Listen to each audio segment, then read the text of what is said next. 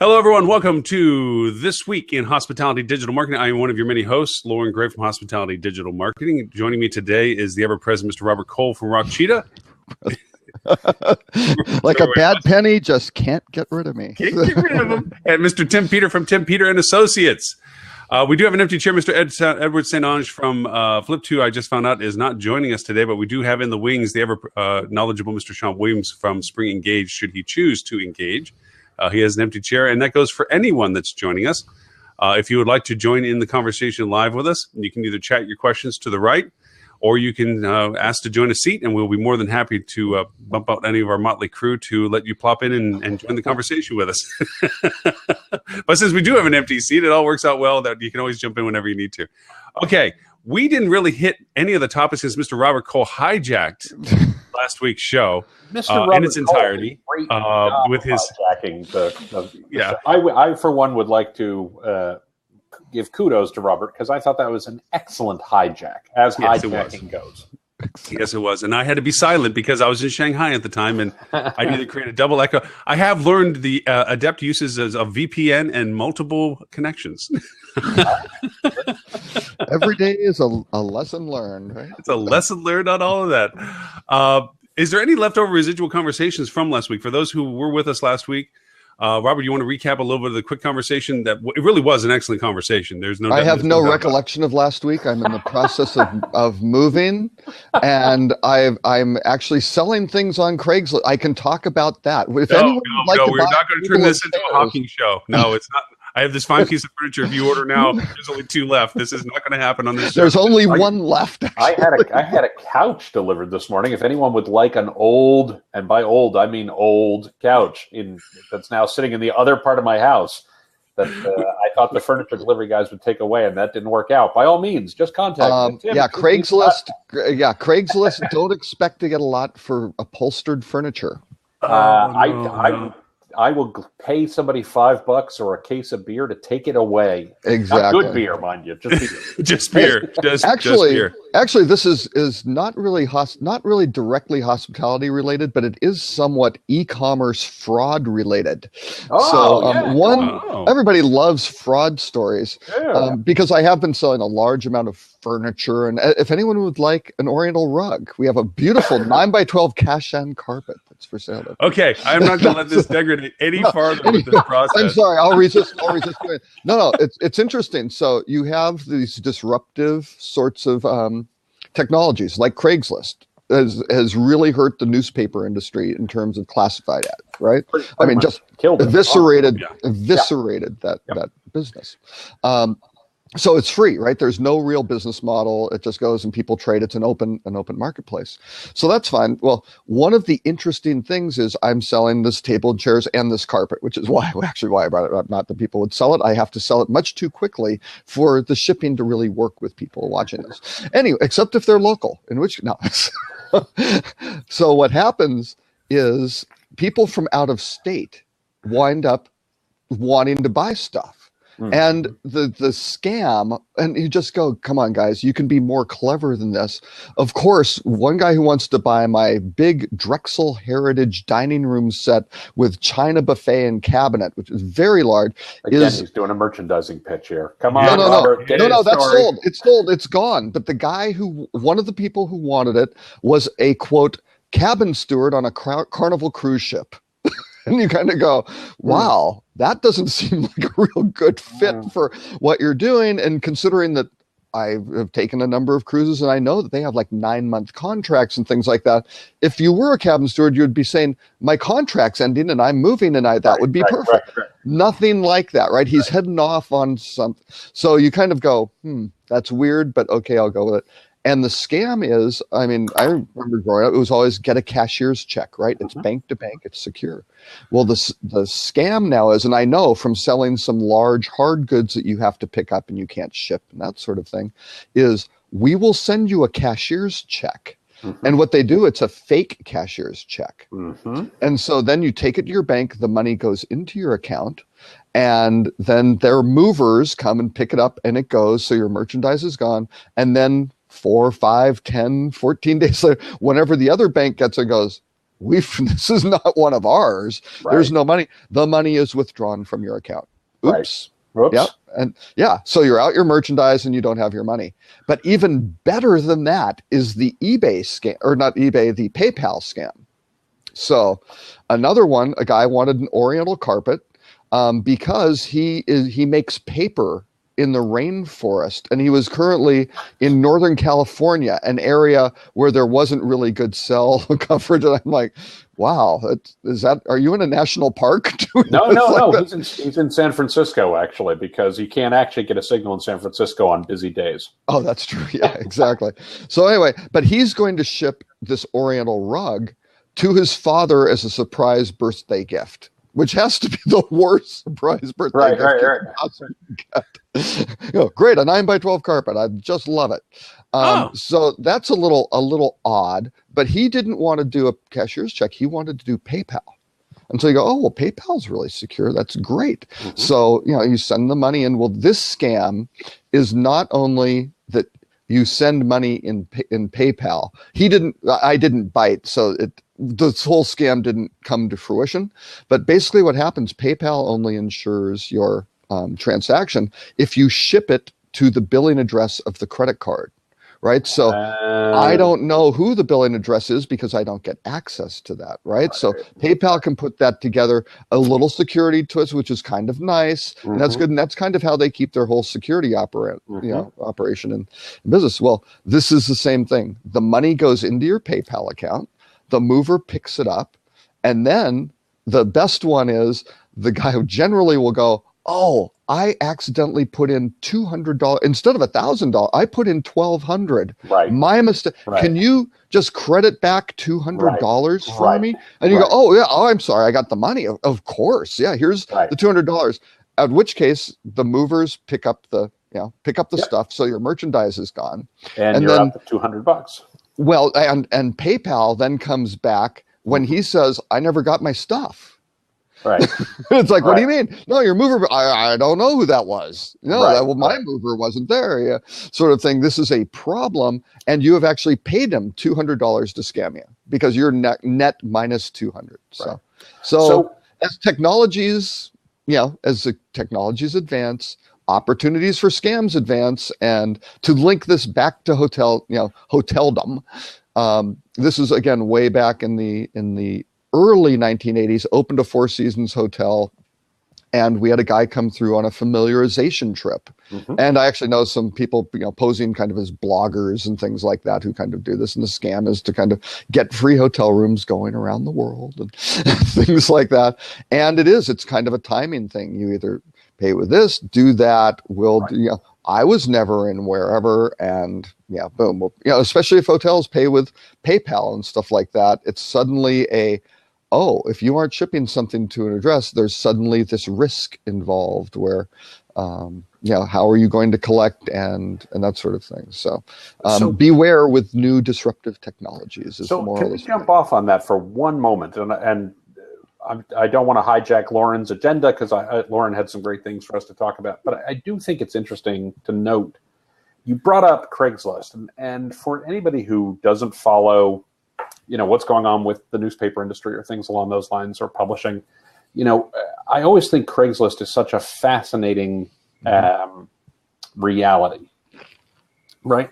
Mm-hmm. Because when people talk about, digital has blown up print, which is true, which is absolutely true. Yeah. One of the major reasons why it has occurred, and Robert, you alluded to this a moment ago, is the fact that newspapers lost tons of classified advertising revenue to things like Craigslist, specifically, not just to things like Craigslist, but to Craigslist specifically. Mm-hmm. And what's interesting about that, they still got plenty of revenue basically from the larger advertisers. Mm-hmm. It was classifieds which hit them the hardest in terms of lopping off 20, 30, 40% of their top line revenues per year in just lost classified advertising.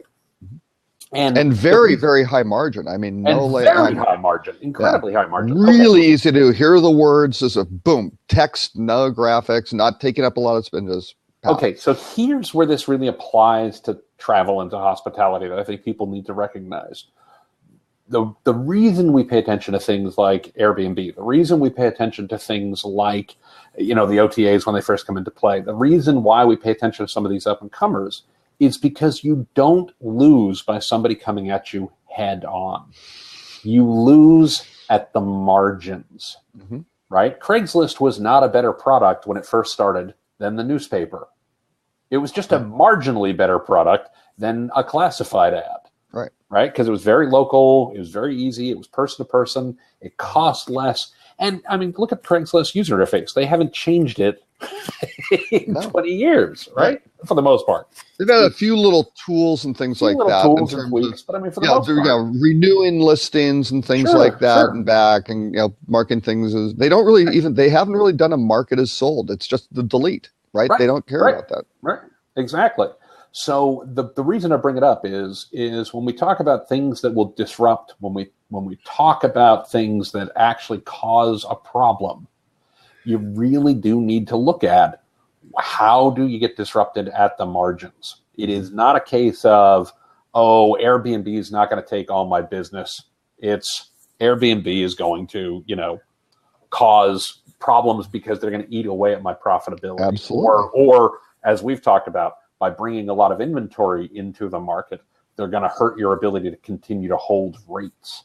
Well, and the worst part is bringing that inventory during peak demand periods, which not only peels off the demand, you don't only sell the room, but then it suppresses the ADR as well. So it's the double whammy. You asked a great question last week. You asked a brilliant question. I've still got it on my list of things we need to know, which is what percentage of hotels' business actually comes from peak demand? What percentage of hotels' profitability? Yeah, absolutely. From peak demand. Yep. And obviously, if they start losing that profitability to Airbnb flexing inventory into the marketplace during periods of peak demand, that could have a huge impact on profitability. Yeah, and that's a huge aspect. I mean, in my consulting practice that I work with a lot of groups on, I was working in a major ski area group. And these guys had horrible data. It was frighteningly bad data, but they spent a lot of money and they attracted a worldwide audience. They did all this stuff and it was really high quality promotion advert, but they didn't know who these people were. So we were looking at their frequent guest program, and I wound up I wind up dragging my clients through a lot of hell, but it's important to get the data. It's like, wait, I need all these transactions because I need to see, do these people come multiple times? What's the spend? And specifically for ski, do they just show up, say, Christmas week and spring break? Is that, or do they come during different parts of the year? Because these are really important things if you're going to provide like value added service, like, hey, for these top accounts, why don't we provide concierge services? That would be really cool. It would be like super high touch and people will be on, 1 second, they'll instantly pick up, then you get all these great ideas. And wouldn't that be cool? And you go, well, what happens if you have 200 people all doing that at the same time? Service collapse, upset best guess, and you've now cratered yourself with the best of intentions, and that's the problem. So they don't really they don't understand the whole spectrum of the travel puzzle and how that really hits the bottom line. So I don't compete well at someone like a 2-star hotel. They go, well, we don't compete with 4-star. Let's say a good 2.5-star hotel. I don't compete with a 4-star hotel. But what happens when that 4-star hotel starts dumping rooms on Priceline or Hotwire at rates that are lower than the 2.5-star property, which makes no sense. It's really stupid, but they do. And where does that book? I mean, for guys like me, if I'm spending my own money and because I'm in the industry, I apologize to the hoteliers. I do that. It's just like, this is stupid. Why? I'm trying to have a consumer mindset. For sure. I don't care about my favorite one. I'm going to try to behave like someone who's totally in my self-interest. I'm going to be brand agnostic and go, I will go do that. And that's what we've done. I mean, I just booked a room for Texas Tech move-in week for the university, right? It's in Lubbock, Texas. This is a small, defined market, right? The university, you must know when the students are coming back. I mean, it's one weekend. I got a room for, I can't remember. I think it's a three and a half star suite property. I got a suite for $70 a night. Right. And 2-star ones are going for $120. It's just like, what are these guys think? This is insanity. Right. But so it goes. And why is the property selling for $70? I don't care as a consumer. No, of course, but put on your industry analyst hat. Like, there's if clearly that is when the fishing's good. Right. Where's the disconnect? Oh, I think they just weren't. It was a set and leave it, forget it. Set and forget strategy, right? So that's my theory, because I look online, they're selling rooms. I mean, on their website, on the brand website, for $146, $156. Why should it be 50% off? It's the only explanation. Yeah, that makes sense. There was a great speaker, and this goes back a few years, when revenue management was beginning to come into its self-identity, and he equated revenue management to poker playing. And I really wish I had recorded it or taken notes. I just happened to be sitting in the audience with it, and wide-eyed listened to this conversation. I wasn't even really focusing on revenue management at the time. And he went through the process of being a good poker player like a revenue manager. And it was fascinating, the correlation. It stuck with me all these years. I mean, I can't recite the whole meeting to it, but in no short order, basically the premise to Robert's statement and your question to him is they bluffed. They went in and they kept chipping up. They kept chipping up, thinking that they could push the market to be able to cash in, that they didn't have what was needed, that they were going to get what they were wanting, and at the very end, they didn't have what was needed to win, and they had to bail out of it, and they ended up losing their shirt because of it. And it was kind of funny that the process, the tactics of poker are very similar to some of the revenue strategies of lesser skilled revenue managers. And I'm not trying to blame that hotel having a bad revenue manager, but in all honesty, they're following the wrong leader. The leader says, I need this much money. And even though the market's telling him you can't get that much money, that even if he's a smart enough revenue manager, or she is, to see the market demand at that time, they're going to bluff and try to hold their rate integrity because they don't see somebody else trying to beat them out to it. But then there's a smarter person in their market that says, hey, let's ride the market demand and price ourselves accordingly. And then at the very end, when that person was holding out for the high ADR because the demand was supposedly there, and they're the ones last in market sitting with a high inventory, they still got to make their dollar. They still got to have top line cash flow. What do? They drop their pants, bend over.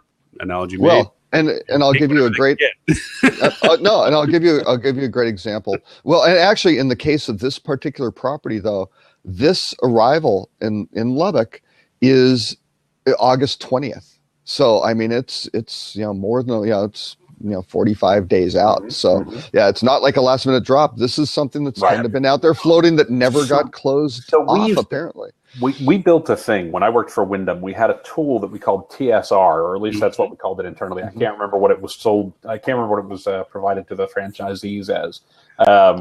And the premise of it started from our one of our guys who ran technology at the time coming up with what he called 10 stupid rules.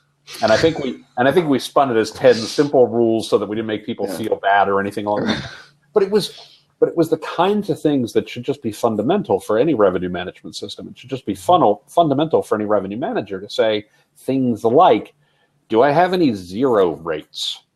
Do I have any rates that have dropped by more than a certain percentage in a very short period? Right? I mean, none of these are rocket science, right? Do I have any inventory that don't have rates applied? Like, this is 10 stupid rules of the things you must get right. Do I have we would set a floor, and I can't remember what the floor was. It was fairly low, but it was because, I mean, some of our properties, Knights Inns typically would sell for $49 or things along those lines. So, I mean, these weren't ridiculously high prices, but one of the rules was, do you have any rates that are below $10, or $19 or whatever that was? Absolutely. Because those should just be flagged immediately. So you go, oh, I don't want to do that. That's a bad idea. That's bad for my business. And, you could easily, with rate shopping these days, just run a report that says, show me any rates where I'm more than, X dollars below the market on a given date. Right. this doesn't have to be really hard to, because I think you're right, Robert. I can see no good reason why what must be a peak period for Lubbock, Texas, and I don't know Lubbock at all well, but I know Texas a bit, and there has to be. Well, has to be. Well, and that's just it. I mean, well, and the there's a lot of all markets. the other hotels. I mean, this was an outlier. This was a complete outlier. Everybody else was 180, 200, things like that. And you're like, why should I pay a third of the price? Yeah. Right. And no, you're absolutely right. And I'm thrilled to pay a third of the price, but it also doesn't make me loyal to that brand. No, of course not. It's just like, thank you. I'm opportunistic. And what it does do is train me to go back to Priceline and Hotwire. Bingo. Which for and again, I'm sorry, I'm headed from Milwaukee, driving a moving truck, stopping in Springfield, Illinois, Joplin, Missouri, and then heading into Dallas. I booked everything between Hotwire and Priceline, and it's about 50-50. And it just depends, because some will give rates to Hotwire and not to Priceline, and you just look at it opportunistically, and you just, I mean, I'm paying $54. Actually, we're staying here in Milwaukee. And the summer's kind of a peak period. Sure, we're paying $49 a night on the the 14th or something for one night, just because all our stuff's going to be packed up, and it's ridiculous. Again, it's like a 3.5 star hotel here locally, pool, nice hotel, and you're sitting there going, that makes no sense, but I will take it. And same thing, we found one in Springfield, we found one in Joplin. It's just continuous. There's always one, and I chalk it up to a stupid revenue manager, and I only need one per city. Right. Well, and I hope in the sector that I'm looking for. I actually hope it is a stupid revenue manager, and I mean that from a very specific place. I posted a link, and you guys can tease me about this because it's always, let me show you a blog post. But this one's old. This is from years ago, and Robert, you actually were present the first time one of the first times I ever presented this information. Can I reveal Tim is a speed typist, and with WordPress you can actually predate these things. He just goes in, what would be a good date? Maybe 2013. Yeah, 2013, that'd be great. But no, there's this myth that has persisted, and I hope it's not the case in your Lubbock story, right?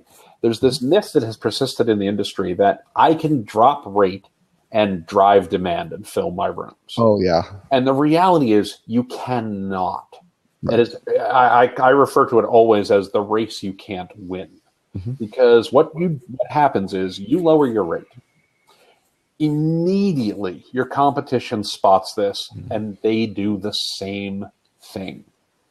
You have to either cut service or cut marketing to pay for that lower rate, which means that your guests get a worse experience, and they come to expect that that's both the experience they're going to get, and that's the price they should pay for it. Yeah, right. That's the Priceline fallacy. Right. Of the fallacy. Of course. Bring them in. When Priceline launched, it was bring them in at this rate, and then they're your guest, and you can convert them. It's like, wow, at double the price. Wow, that's. Yeah, because all of a sudden it's like, no, I had a great experience for $50. I'll go back for $50. Look at all the people who did Groupons once and then realized, well, that was the worst thing we've ever done, right? Because you create this condition of you actually drive your own soft demand by giving people a bad experience and get people to expect that there should be this low rate. And I feel so guilty on Groupon because there's an Indian restaurant that we love and a sushi place that we love. Mm-hmm. And we go there all the time because they're great, but they offer Groupons. And it's like, again, as a consumer, why should I pay double? Of course. I mean, why should I pay a penny more than I should? And the example I use in hotels is when I lived in Dallas again, many years ago, we had this little Indian princess group, right? Mm-hmm. And the dads would take the dog, and we were non-traditional. We just didn't have the meetings. We would go on ski vacations, right? Because it was a relatively affluent group of guys. There's a cardiologist and real estate guy, all these things. So we'd take off and go do it. Well, we're looking to go to Utah, and these guys want to stay at Rustler's Lodge, right? Yep. And at the time, Rustler's Lodge was, $600 a night, all inclusive. Right. Well, the guy who got the rate for $598 is a genius, and the guy who's paying $610 is suddenly a moron. Right? And either of these guys could have easily, if they asked for $700, it'd be like, okay, that's the rate. It's all included. Right. They wouldn't have blinked, right? So it wasn't a capacity to pay. It was purely nobody wants to pay a penny more. Well, this goes back to Lauren's. This goes back to Lauren's idea of the poker player. Yeah.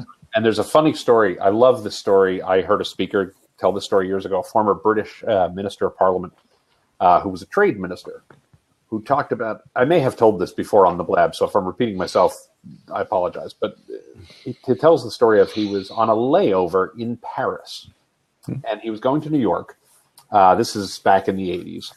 And while he's sitting there, he's on like a 5 or 6 hour layover. And he notices a couple gates away is the Concorde. And it's leaving in 40 minutes. And so he thinks, well, if I go get on the Concorde, I'll be in New York hours before my current flight is due to even depart. Right. So he wanders over and he asks the gate agent, how much would it cost? Do you have any seats available? She says, yes, we have 2 seats available. And he said, great. How much would it cost me for one of them? And she says, $10,000. And he said, that's preposterous. The plane is leaving in 40 minutes. Wouldn't you rather have me on board the flight than fly with those seats empty? And the woman said, no, I wouldn't. And he said, what? He said, what? That's crazy. You know, that's insane. You got to be nuts. Why is that? And she said, well, for 2 reasons. The first is it would not be fair to all the other people sitting on the plane who paid $10,000. Equity. And the second reason is because in 20 minutes, you're going to be back here paying it. And as he said, right. She was right. That's right. That's right. You have to have confidence. You have to be the poker player. It's a superior right? in your product, right? Yeah. You do have to have the integrity. Anybody that's had to deal with working at a front desk at a hotel and having people have walk-ins, you got to have a poker face. You got to know, because I mean, back in the day when I ran hotels down in the Keys, it was an amazing stat that stayed for years, even after I left, that over half of the people arriving in the Florida Keys did not have previous hotel reservations. They just felt that there was this myriad of inventory, which is amazing. Yeah, it is amazing. You're driving with past the point of commitment where you can't just go home because if you don't find something. And they're driving down to Key Largo, where I had most of the hotels. They would walk into the hotel room or the hotel lobby, and they would get a price from us. And we're like, and we'd hold to the price. And like, well, that's ridiculous. I'm just going down the road. And we're like, you can. We talked to all those hotels. The price is only going to go up as you go closer to the Key West. Right. And they're like, that's bullshit. And an hour later, they'd be back. And now at that point, the rate would be higher because I have fewer rooms to sell. My rate went up to it. But anyway, that has to be the front desk. You have these rates that you can sell so many at a certain price, so many at another price, and so many at another price. Now, it's easy to sell cheap rates. It's a lot harder to sell an expensive rate to somebody that is looking at you going, are you kidding me? It's that much? This hotel for that much? What are you talking about? But you have to have that standoff of like, hey, I know what I have, and I know the market that it's in, and I know that I can ask for this price to be for it. When I repped luxury hotels, we actually used to have to train our call center folks specifically. And I mean, this is one of the first person you have to sell is yourself.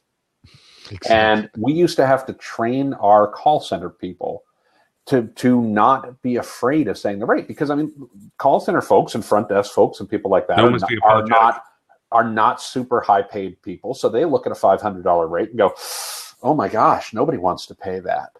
Mm-hmm. And so you need to have that confidence, and you need to instill that training in your staff, and you need to instill that training in your revenue manager. Mm-hmm. Our product is worth a certain amount of money, and we're simply not going to run a stupid race. We'll let our competition be stupid. If they genuinely are, we don't have to worry about them for very long. Right, it's funny is that in Florida, in Key West, we at the time, it's no longer a travel lodge, but you remember travel lodges, right? Oh, sure. They're not exactly. They're not exactly one of my brands for 6 years. Yeah, they're not exactly on the upper tier of luxury travel. But the travel lodge, good, solid economy product. I mean, it's economy, right? But in I had the highest ADR travel lodge in their entire network. The average ADR for the travel lodge in Key West was $349. Wow. Okay, Lauren, we are not promoting hourly business. Okay.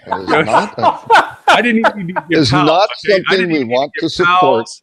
I didn't need to even give towels. I just need to tell them what the room. But you know what it was is that telling somebody that's standing at your front desk that it's an average of 349. I mean, there was a lot higher to get that average, right? 349, and them looking, and then you see that they would be looking around, going, "Are you kidding me?"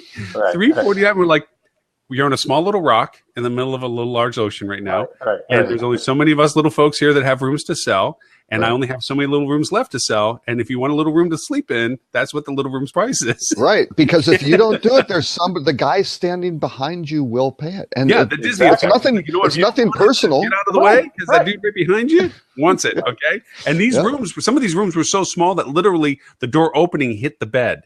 I kid you not. That there were some rooms that were that small. The room was so small, you stuck the key in and you broke the window. I like Stan Bromley. Stan Bromley at the Clifton, San Francisco, when it was a Four Seasons, had the convenience rooms where you could shit, shower, and shave without moving your feet. Okay, so just so you know, I took Edward St. Ange's recommendation of trying to write down what we've been talking about, and for the past half hour, I have Craigslist. Oh well, Wait, no, no. revenue management. I do. I have it in there. I have it. Now I've got the ultimate burn though for revenue management. I was speaking with a general manager of a luxury resort. I mean, we're talking a marquee luxury resort for one of the major hotel brands, right? And we actually weren't talking about revenue management, but he brought up the topic and said two things which I thought were very interesting. One was that the book direct campaigns were the stupidest thing this brand had ever come up with. I was like, oh, that's interesting, because for him, he's now discounting his highest tier guest and his most profitable guest and training them to look for a discount. And this guy's been in the industry a long time. I have the utmost respect for him, and his property doesn't get a lot of online travel agency business. So it is directly eroding the bottom line, and his owners are pissed. Sure. Yeah. Reality check. The other side is his interpretation was the worst thing that ever happened to the industry were revenue managers. I was like, oh, really? And he's dead serious. Alert. What? Hot take alert. Yeah. So it's like, whoa, what? Why? And he goes, because they don't think about hospitality. Right. All they're doing is looking at numbers. Right. And he goes, I've had that argument. I've made that argument. I've agreed with that argument. Right. I believe that too much authority and too much I mean, it used to be the owner walked into the GM's office. Now they walk past the GM's office and walk to the revenue manager's office, and I think that's wrong, because there's more to the story than just the rate and the occupancy calculations Absolutely. to an operation. Well, and when are we going to get to profit managers? Yeah. Right. When are we? Absolutely. Yeah. Right. And revenue managers have blind sides, and OTAs are one of them, and the cost effectiveness of OTAs and channel costs. Yeah. Oh, sure. Let me tell you, I had one more thing just to keep us off track. Had another, because these conversations happened this week. Because I'm doing a white paper on channel management for Focusrite. One of the things I was talking to not a luxury chain, kind of a mid-tier select service brand, large group, thousands, hundreds of hotels, and they are totally embracing online travel agencies because they're looking at all of this book direct stuff. They aren't very sophisticated, and they are just like, you know what? It's our lowest cost of distribution channel. It's like, really? And they go, well, when you really look at it, because to drive demand to their own website is so expensive. And the way their relationships, well, no, for them, this is just what they're saying, right? To do that, they don't have the funding or the wherewithal to do that, right? So they just purely rely on the OTAs because, and again, this is the corporate spend versus the property spend. Right. It's 100% property spend. Right. So to this individual, it's free business, right? They don't have to spend a dime on corporate marketing or do that because they can't afford it. They don't have the budget. It would negatively impact their profitability. And most importantly, it's too risky if it doesn't work because they actually don't have data they don't get property data back. Right? They don't really know what's the true conversion and what the add-on spend or any. I smell new client, Robert. I smell new client for you. No, but no, it's probably not a new client because they don't want to pay anyone to go fix that problem for them. Not a bug. Right. They want it gets pushed down to the properties, and that's fine with them. Sure. Yeah. And there are a lot of things the major brands do. This one really isn't a major brand, but they have hundreds of hotels. I'm sure over 1,000 properties. I would assume that is short-sighted because when they begin to find owners who go shopping for a different supplier of rooms to them. Yeah. There's a lot of other ways to do that. We talked about this a couple of weeks ago about the fact that there's a number of ways to bring business to your property. And for many hotels, a brand is a good way. Mm-hmm. And for some hotels, a brand may increasingly not be a good way to do it. Yeah. Right. Well, and for these guys, they have their fee structure and things like that make certain. I don't want to go too far into because people figure out who they are, but but their fee structure is really low and attractive and things like that. So you aren't, if you decide to go with these guys instead of being a Hilton Garden Inn or a Hampton or something like that, all of a sudden you aren't paying the 15% out to Hilton. Right. Sort of thing. It's much lower than that. Right. And so you wind up in this situation where, their owners are basically looking at the net profit going, you know what? I'm okay with paying Booking.com. And this individual said they had negotiated, actually, interestingly enough, some pretty good rates from the OTA in terms of their discount percentages, right? They were getting deals because they're all in on every program. They talk to them, each one of them weekly to figure out what they can do. And I mean, they're using the channel effectively, and you got to give them credit for that. I mean, their strategy is, yes, we know how this works, and we are going to do this, and we are going to maximize the thing. And they're teed up for the downturn and for sort order. They're already seeing sort order shifts, which are channeling business to them away from the chains. So can I offer one thought? I want to talk about one thing here, and I'm about to propose an idea. This is barely backed up by research. I only ran across this week. But in the past week, I've been doing a little bit of digging on something that puts a slight arrow in the quiver of the OTAs that we may not have thought about. And here's what it is. Here's what it might be. I want to be really clear. Might be, right? Because this is going to take some research to prove. Unless one of you knows this already. I'm sure one of us already knows it. I'm sure that one of you does. That would be great if you did. At least we're confident enough to say we do, even if it may not be backed up. We call ourselves three smart guys. We're actually filling quota today, so we're okay. I'm actually trying to become more fact-free in terms of my opinions. I think that's a trend within the world, and I struggle with it, but I'm trying. All right. So I have discovered there are some independent hotels that I work with who do very well in search generally, right? Search has been very effective for them. But when you do local search, other properties in market, other independent properties in market are doing a little better in search. Okay. And the only difference that I can find between the independent hotels that are doing well and the independent hotels who are doing less well, and they're not doing badly, it's just when you get the local 3-pack, they don't show up in the 3-pack. When you click, they're this, when you click for more, they're the 7th or 8th. Right. Okay.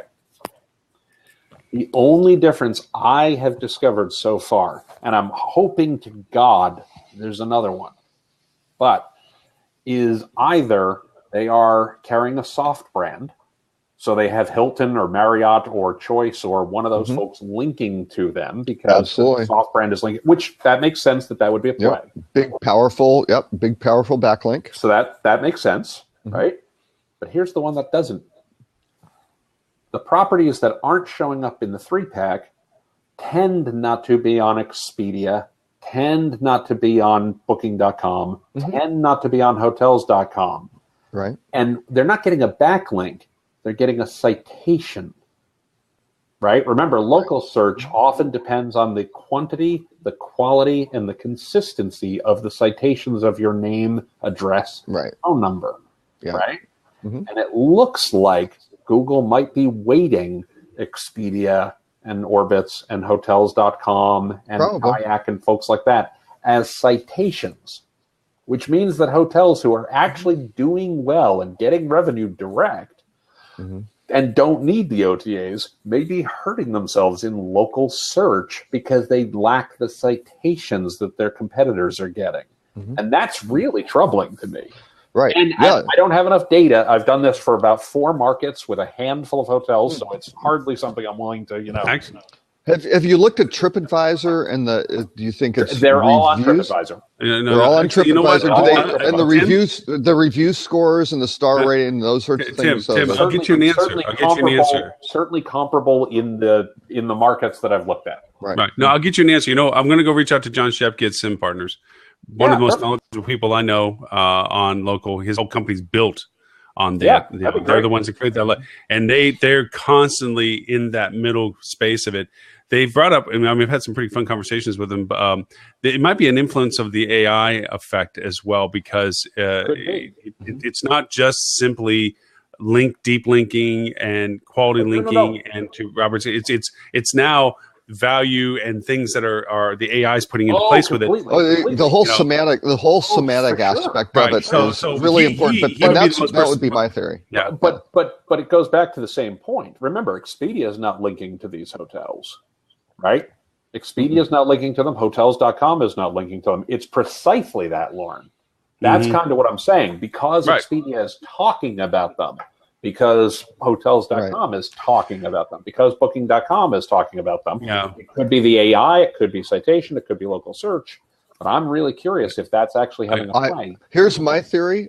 Please. It could be semantic. It could be semantic tagging on the site if they Totally. put some things like that on. If Expedia and those guys are going and using the property name and getting it all nicely on nice little markup there, that might do it, because again, those are other signals where we see on this whole kind of semantic tag stack where you kind of go, yeah, I've now got relationships between Expedia and this, of course, Priceline and this, and all these, and that I think from Google's perspective would start adding factors probably to it, right? By the way, I agree with that.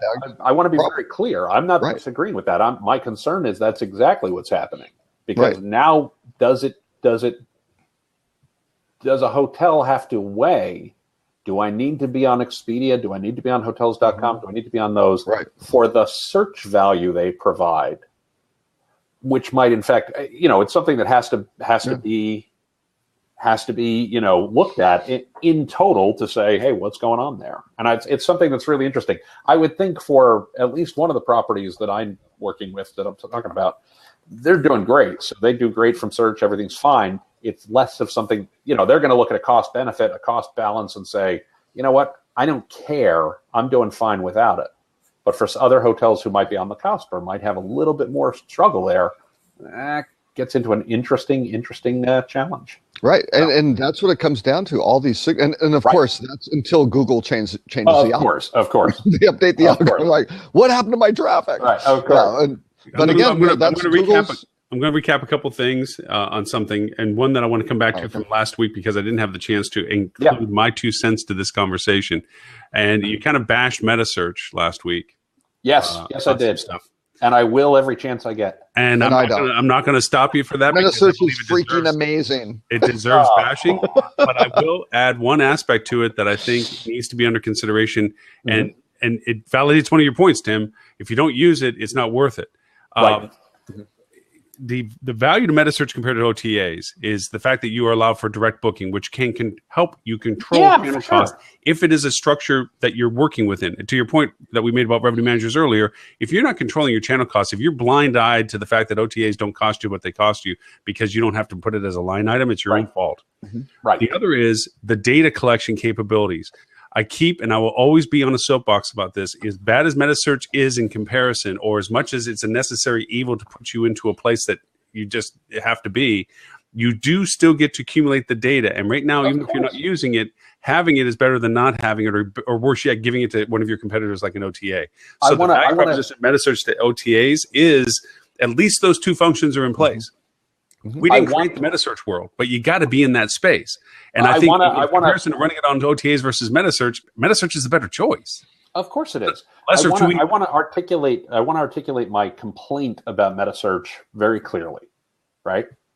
I want to first off, let's be very clear. The biggest, most popular metasearch are owned by the OTAs. Yeah. So right out of the gate, you're not taking business away from the OTA specifically. You're just paying the OTA for other business.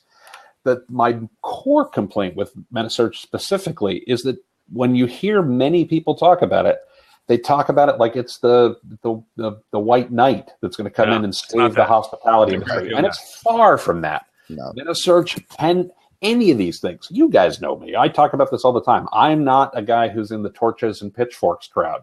I don't think OTAs are evil. I have a problem with they play, for basketball aficionados out there, they sometimes play under the backboard with really sharp elbows, right? Or if you're a baseball aficionado, they play hardball. Right? And sometimes they come in spikes high, right? And if those are the rules, and even if they aren't the rules, they might try it. But they might try it, right? That said, that doesn't make them evil. They're trying to create a good experience for guests. They're trying to create great value for their shareholders. They do a terrific job of merchandising properties. So they're not evil. They just play hardball. They're good business people, and they're leveraging their advantage, which is exactly what the hoteliers are trying to do with the book direct. We've got these people, and we will get our frequent guests to book. It's the same thing. Absolutely. The reality with metasearch is metasearch still is tiny compared to OTA business. Yes. It's tiny compared to direct business. And it's simply going to help. It's going to help you save a couple bucks where it's effective for you. And it goes back to understanding your cost of channel and things along those lines. But anybody who says, well, I'm getting screwed over here and I'm getting taken advantage of and my business is suffering and metasearch is going to save the day. No. I'll shift all those OTA people over. Yeah. Right. And the fallacy is I'll shift the OTA bookers to metasearch and I'll save so much money. And which is the same fallacy of I'll shift. Yeah. My optimism is from the fact of what metasearch represents as here's the reality that we all have agreed on. We don't show up for ourselves anymore. And it's not because we went to the little screen. That added to it, okay? I mean, we've all agreed that mobile is the internet now because that's the predominant usage of the internet. And even though other channels or other platforms are being used, like laptops and so forth, it's the predominant exposure value. And we don't show up for ourselves. And that's the biggest argument is that Google has displaced, OTAs have displaced, metasearch is displaced. But metasearch is the last claw mark that you can influence for yourself to still drive business directly to you.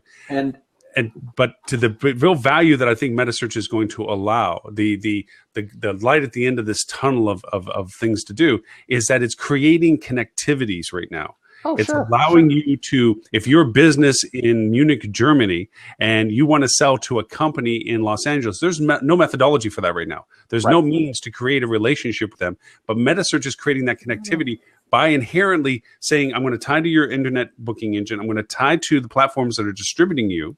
And I'm going to allow you to influence what you're offering people directly rather than having to offer and then negotiate what's being offered for you with a third party like an OTA or something. Everything you've mentioned about trying to displace OTAs or the white knight, I absolutely completely agree. It's a fallacy to think that that's the case. But I think what the future of what metasearch is allowing to have happen is the real white knight in the conversation in the future, because it's going to allow you to connect to things that you never. How many of these hotels connect to WeGo? But WeGo sells business in somebody's market. That's what metasearch can do. You can't go to an OTA and ask them that because you can only be on their platform. Right. But again, you can't go to a WeGo and offer them a relationship because they're going to look at you like you're only a hotel or 100 hotels. Right. You need to be 1,000 hotels before they talk to you. So here metasearch allows that it does open that door. Is I think the optimism I want to make sure is clear. And I have no issue with that specifically. Here's the thing that I look at. Kayak is owned by Priceline. Trivago is owned by Expedia, right? And TripAdvisor's metasearch is, and I still look at a very, and that's going to very be owned by powerful Priceline in about a month. Mhm. But We'll see. Yeah. Who But, knows? I mean, really, what's the over/under on TripAdvisor's acquisition date? I mean, Yeah. anyway. I wonder.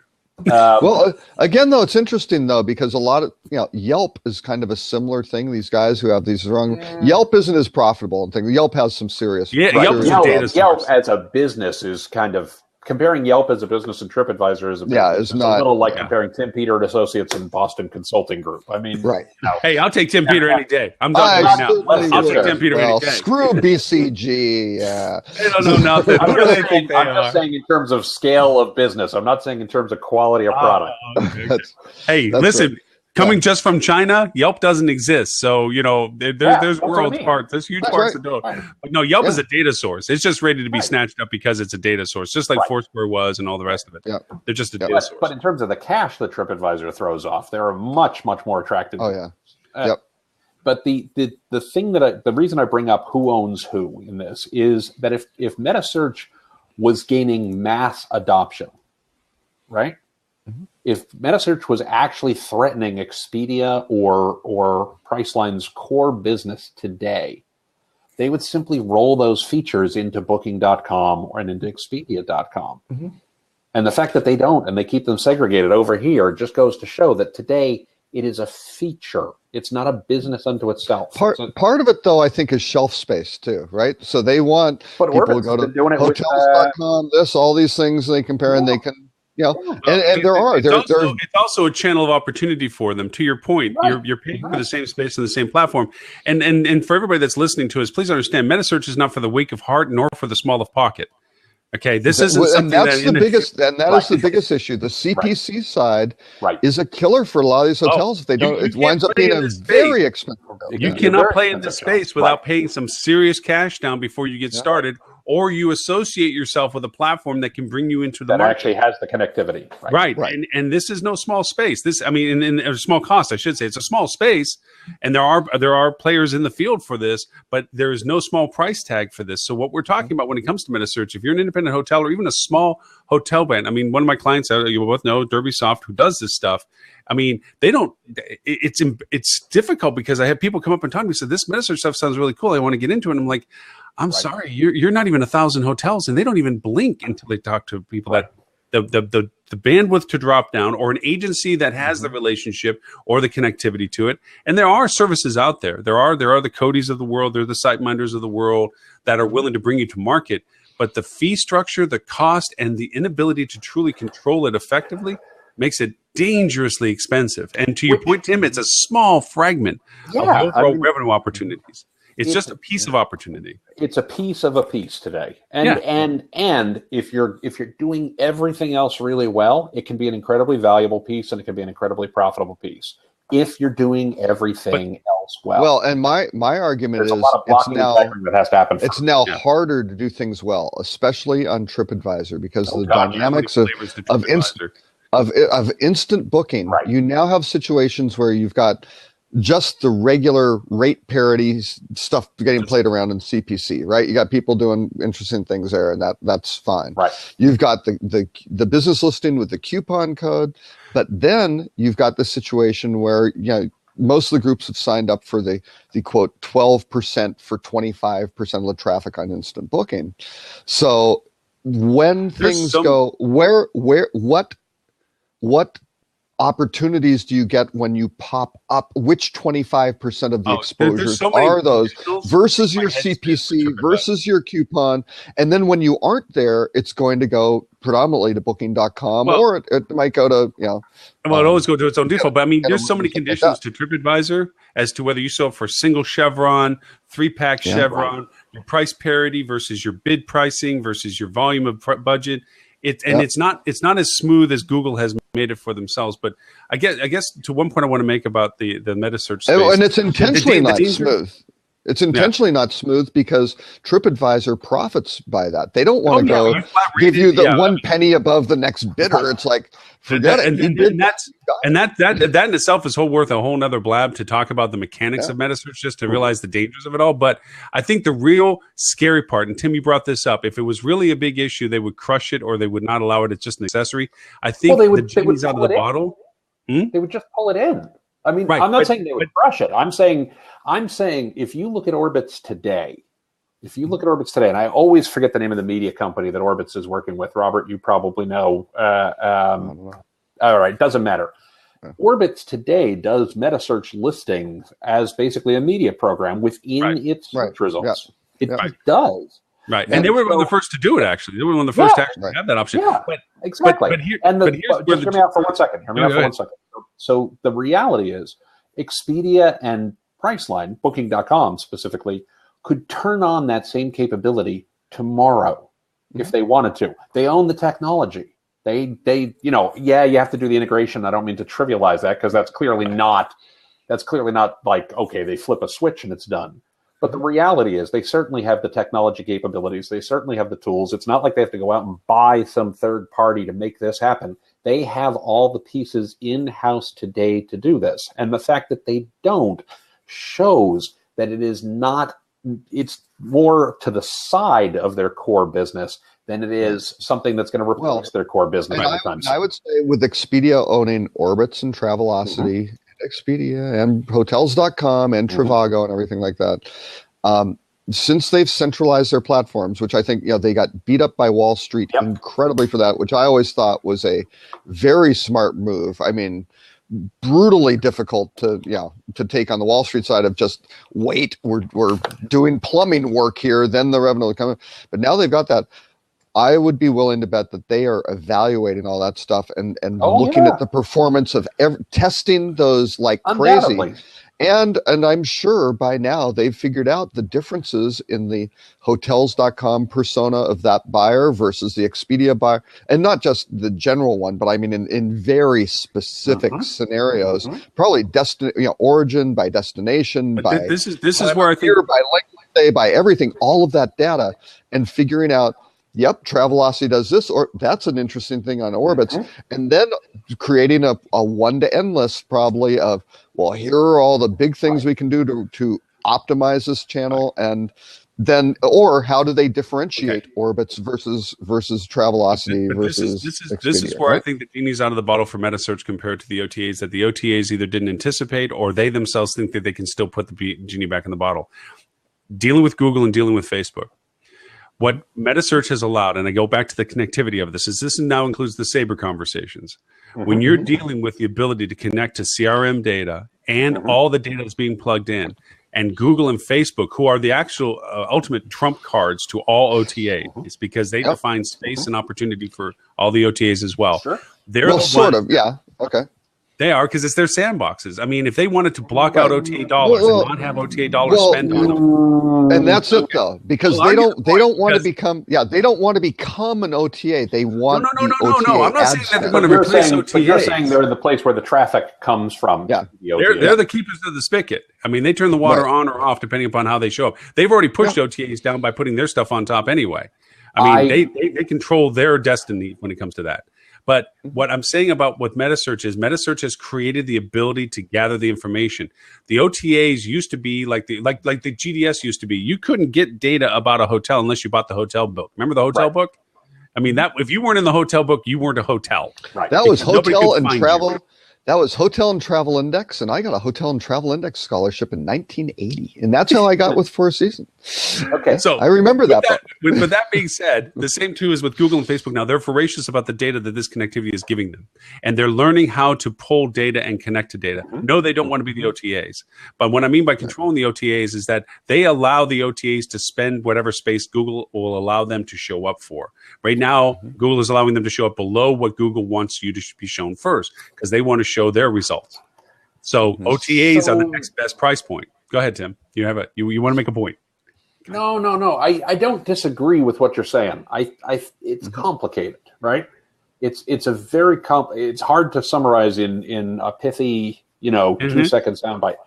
I think when you look at the things that somebody like Derbysoft is doing, I think they're doing a great thing. I think they're doing an amazing thing because they're making the connectivity available and intelligence within that connectivity for lots of properties who otherwise wouldn't have access to it, right?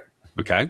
At the same time, Expedia and TripAdvisor and Priceline, Booking.com specifically, if Google were to turn off the spigot tomorrow, right, they would take a short-term hit, and it would be a non-trivial short-term hit. It's a lot of revenue. Yeah. It'd be a lot of revenue, right? The flip side is, I don't believe that if Google sneezes, Expedia catches cold. I believe that Expedia knows enough. They have enough data. They have enough connectivity on their own. They have enough mind share. They're on. I don't have my phone in front of me. I don't know why that is. The Expedia app, the TripAdvisor app, the Booking.com app have been stealing share of actual search volume from Google for the last couple of years as people go to them first instead of using Google for search. And we can get into bots and all that because this is complicated. This is not a simple story to tell. But if you look at the fact of the budget that Expedia, TripAdvisor, Booking.com, and others have been putting into television because they've discovered how to make that ROI positive to actually drive people to them directly because they're worried about Google tightening the screws and actually cutting off traffic at the source. These folks are sophisticated enough marketers with big enough budgets that while I think they would hate and the moment that Google turned off the spigot, it's a survivable event. And I think they've spent the last couple of years putting in place the plans and the marketing tools and the metrics and the data to make it a survivable event because they have to assume that tomorrow Google will flip a switch and become an OTA and suddenly they're in really deep crap. I don't think they're looking at Google becoming an OTA. I don't either, by the way. I really think they look at it. I think their fear is not the issue. Yeah. No, I think the fear is that Google changes the economics of it. Right. It's the same thing as GDSs. You look at GDSs, highly maligned. When I ran Saber's hotel program, the hotel were all up in arms because of these GDS fees, which were $3 to $5 a booking. Right. Per net reservation. We're talking below 2% of spend. I mean, that is like the most cost-effective, best way to if you could get the word volume any longer. Right. Yeah. Exactly. External to corporate. Right. I'll contend. Like I said, it's a complicated statement, and I'll contend on each point that you made with it, Tim. And I'm not trying to be the forebearer of doom with it, but how we interact with the internet is now guided by a small group of large companies. That is true. Google being one of them, Apple being others, Amazon, so forth. Amazon. And we're getting into the semantic search world. I always talk about Apple, Google, Facebook, Amazon, Microsoft. Wait, one quick point, and then I'll. And the internet is winner take all. I mean, it's not just here are a whole bunch of there are 7 really cool worlds. Page 2. Everything goes to one or two. Right. There's a thing called aggregation theory. Guy by the name of Ben Thompson talks about this brilliantly. I'm going to post the link right now. Okay, and no, I completely agree with that. You definitely should check this out. This is important stuff. So my points to this is apps, yes, they occupy space on our phones. Apps are going to go away in 2 years. Mainly it's already a step in the progress because Google is already pulling data out of it. 2 is too fast. Yeah. For the lead edge, the early adopters, I say 2 years. Sure. Early adopters, I say 2 years. Yeah, fair statement. It might beat autonomous vehicle. Apps will probably disappear before autonomous vehicles arrive. But it's going to be close. But I mean, that's a hair split. But I mean is that the progression of apps disappearing will be in 2 years because early adopters will get into that progression because data from app usage is already being tapped by Google. It's a functionality of theirs. Apple's going to be next, so forth and so on. So apps occupying real estate, as valuable as it is going to be less valuable in the future, just as a common statement. The other is TV is turning into a using consumption by demand. We know that already. People are cutting cords. People are deciding TiVos of the world have been around for a while, whatever. So the actual ability to be in front of people, actually see a commercial is going away. People don't want to type. They want to talk. So because of that, they're going to go over and not type Expedia.com. They're going to talk about travel. And guess who's going to answer the question? Is the automated voice that Google Assistant or Amazon Echo or anybody else is going to have. And they're not going to go over and give you choices. They're going to tell you what your answer is. And so and the semantic that's where the semantic aspect comes in. It's provide the answer. I completely agree with that. We we might disagree slightly on timeline. I completely and utterly agree. At the same time, I do agree with aggregation theory. I do think it's winner take all to a certain degree. Mm-hmm. But winner take all, when we talk about the internet, when we talk about who is the one and only gatekeeper to the internet, is a ways off. I do not disagree with that. Facebook, you have Amazon. Hear me out. You've got Google, Facebook, Amazon, Apple still, unless they screw it up over the next couple of years. Microsoft potentially, if they find a way back in. And they're getting smarter. Right? They're getting smarter. And they're getting much, much smarter. They don't own the corporate market. These days are so much smarter than what they're doing. And the reality is, to what we were just talking about, Expedia is making these plans. You're exactly right, Robert. It's when the economics shift. Right. Expedia can turn around, and I'm using Expedia as a placeholder. It could be Booking, it could be TripAdvisor, it could be whomever. But the reality is, the folks who have that presence, who have those technology budgets, who have those marketing budgets, are having conversations right now with the Facebooks of the world, with the Amazons of the world. You can use Kayak on Amazon, on Alexa, right now. Yeah. Right now. They're already there. They're already in front of this. They already get it. They're already playing for that space. And so Google has to walk a very fine line of making the economics not make sense for Expedia, because the people who are probably going to win in that space are the ones who give their customers the access to the most useful and most services total. I think if Expedia stops showing up on Google, but they're on Facebook and they're on, Amazon and they're on Apple, then there might be a lot of people who say, you know what, I'm going to use those three and not Google because I can't use Expedia when I'm there. You're right about the timeline thing. We may disagree about the timeline, but I think in a timeline, however long we want to curve it. I mean, the old adage, if you put 1,000 monkeys in a room, eventually in time they'll build a nuclear bomb. Okay, so I think, in all honesty, works of Shakespeare, but out of only monkeys. Wow, I know, right? Okay, so here's the thing: nobody wants to deal with the middleman. Nobody. And Google, and the more they get connected to the actual source of inventory, the less they have a value to the middleman. Right now, the value to Expedia and everybody else is that they are the aggregator and best middleman because they've put themselves in that position. They are the aggregator of marketing. They are the aggregator of exposure. As that diminishes, and Google will have a flip of economics, in which at one point they're going to say it's better for us to deal directly with the inventory and control that message than it is to deal with the intermediary that may have been the best representation of that message. And I think in time, however long of a timeline you want to think it to be, Expedia and everybody else is still no brick and mortar and no productive quality except for the ability to sell the product that the people that own the brick and mortar can't do for themselves. And I think at that point... hang on. And a very interesting caveat there. Look at the major hotel groups who are asset light and management light, whose profile looks exactly like an OTA. And that's a problem for the hotel groups. Sure it is. Exactly. I'm not disagreeing with you. That's at all. Our hotel brand's doomed. A post I wrote a while back because that's exactly the problem that they're creating for themselves. Yes, and brands. I agree with you. Brands have the same worry. Yeah, their value proposition can go away in a blink of an eye. And what Google wants, and I should post these links. So this is from 2010, but thing on big data, the core is the deep, what I call the deep web information. Right. It's not the screen scraping stuff, the stuff that's published. It's the underlying data. It's that data that says, here are the rules governing rate tiers and availability and all that stuff that's buried in all of these revenue management systems and property management systems. Google wants access to that. That is the gold mine. But they also know it's very, very fragmented. It's very difficult to get that information. What did they do though for airlines? They bought ITA software. Exactly. Right. They bought deep data from ITA for $850 million. Let's talk about Booking Suite. Absolutely. Right. That's where I was going, Tim. Exactly. Priceline might be the authoritative source of that data fairly soon. It already is for about 4,000 properties.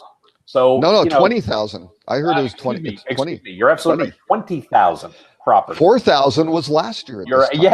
Exactly.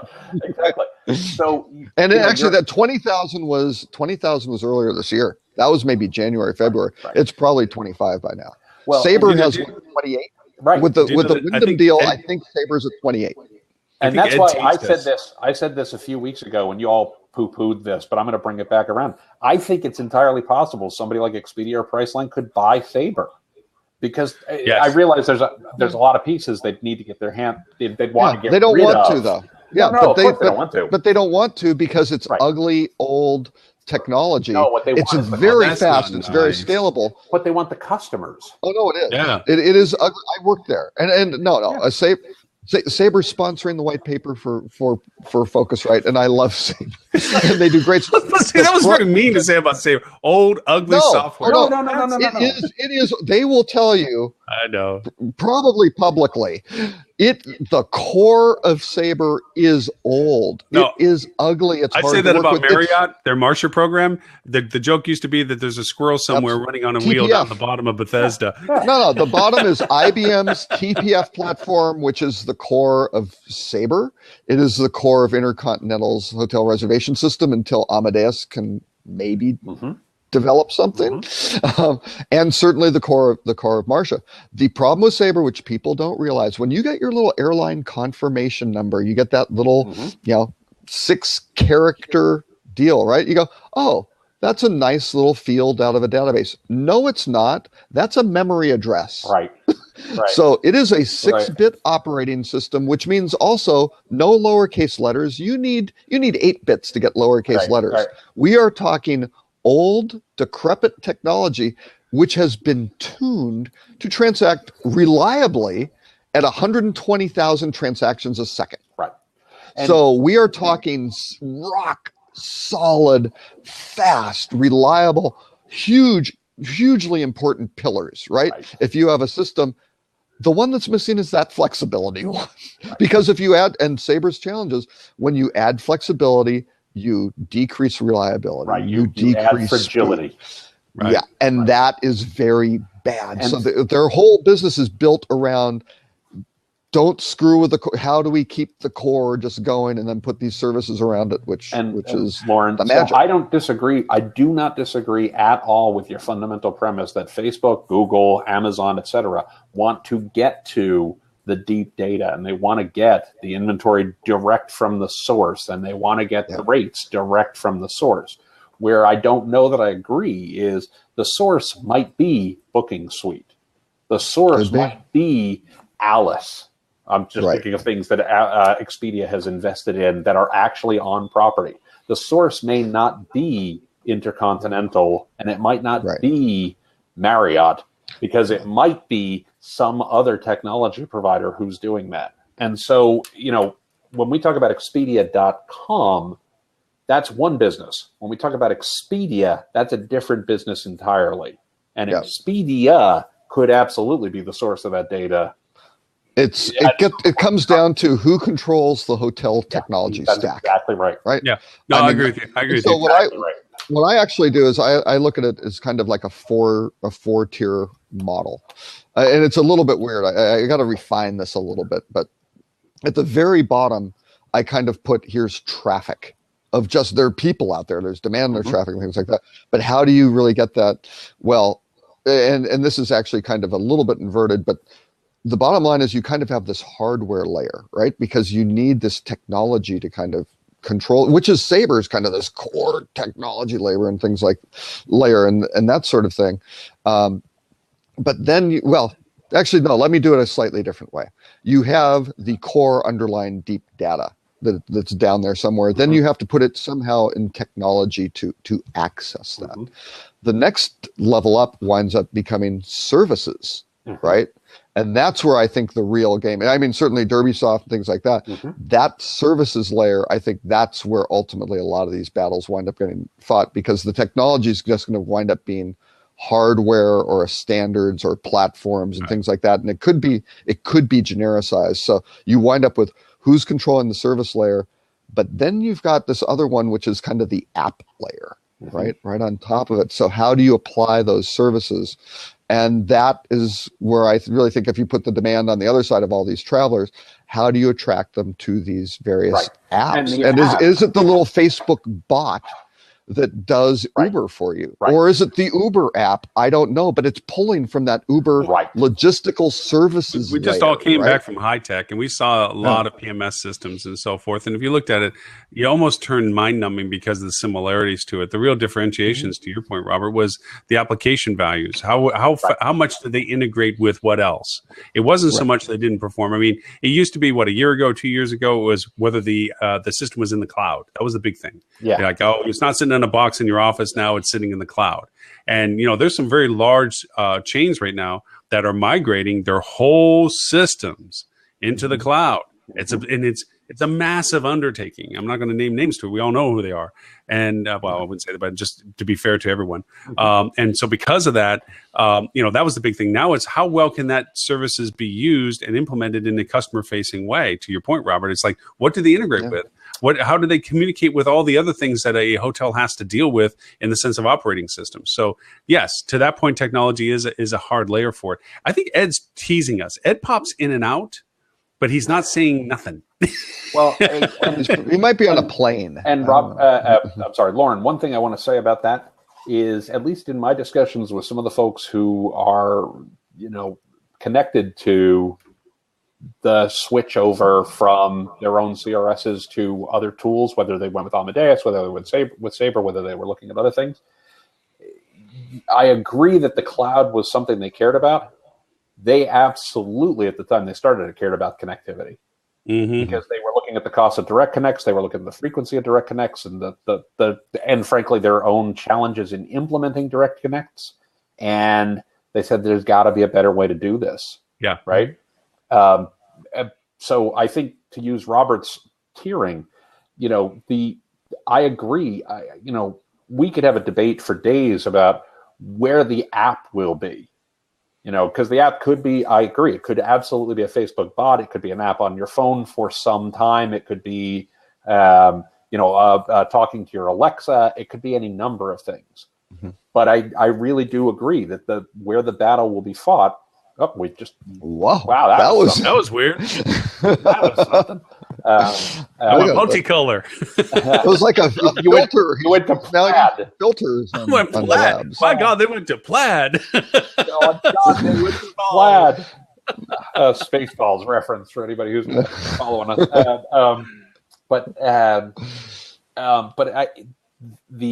Who creates the service that allows a hotel to say, I have rooms available for sale?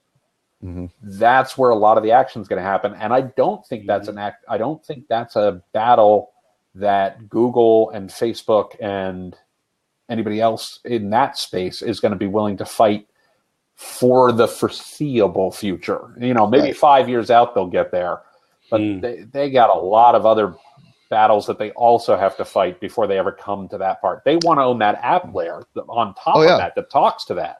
Right. Right. Service. But before they hit travel, they're going to put autonomous vehicles above it, right? Because you've got people sitting in cars, only to be merchandised to, and white truck against a white background while you're driving, reading, watching a Harry Potter movie. If they can figure that one out, exactly. Yeah, right. Yeah, but with that, then all of a sudden that's going to attack the drive market, right? Because they know that. Right. I mean, that's just okay.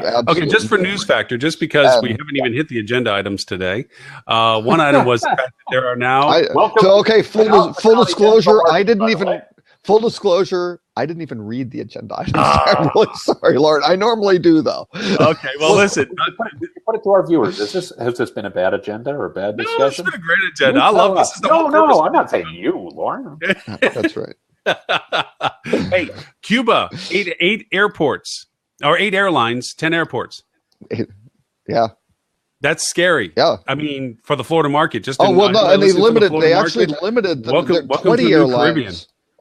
Huh? 20 airlines wanted to apply. 20 airlines applied for those slots, and they only offered 8. Thank God, right? Yeah, and because Cuba is not. Yeah. Right. And Cuba is not ready for the demand in any way, shape, or form. I mean, they were having trouble, supporting the demand. And we're not saying service level and training. We're talking electric grid and things like that. Right. I mean, they've got massive infrastructure improvements that are required, but spectacular beaches. I mean, ask any Canadian. At the end of the day, though, at the end of the day, that's only going to add to the mystique, because to my mind, it's going to literally fundamentally shift the demand to the Caribbean market. If the CHA or whatever the iteration of it is now, the Caribbean Hotel Association, hasn't already thought about ways to counteract market-wise the demand that Cuba is now going to command. And Florida has to rethink its policy of, hey, take the price or leave it during peak season, because you know what, we're going to be saying, well, you know what, I'm just going to hop on this plane and go to a place, and maybe the power's going to flicker or whatever, but I'm going to have a beach and I'm going to have all this other stuff. Who knows? And maybe if they need good. The key is going to be good internet connectivity, which is a real interesting thing for the Cuban, for the Cuban government to kind of cope with, because I don't think they're going to be able to go pull the Chinese approach to it. So I'm going to play the moron in the room. I'm going to play the moron in the room, right? Okay. As a percentage of share, remember my role. Share of rooms in the Caribbean, right? How many rooms are in the Caribbean today? Ballpark. Tens of thousands. How many do you think? My guess would be like 20,000. No. 40,000. Too low. I would be in the 50 to 60 range. That high? You start throwing in Aruba. You start throwing in. Let's even look at Dominican. Look at Dominican. Call it 50. Let's call it 50. Let's call 50. How many rooms are in Cuba?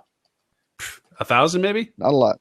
No. There are a lot more than that, but really, but it's there are Iberostars. There are Iberostars and Rius and all sorts of all-inclusive resorts, Barcelos, all those things. A lot of the Spanish all-inclusive chains are all over there serving the Canadian market very well, but it's not huge. It's not in the tens.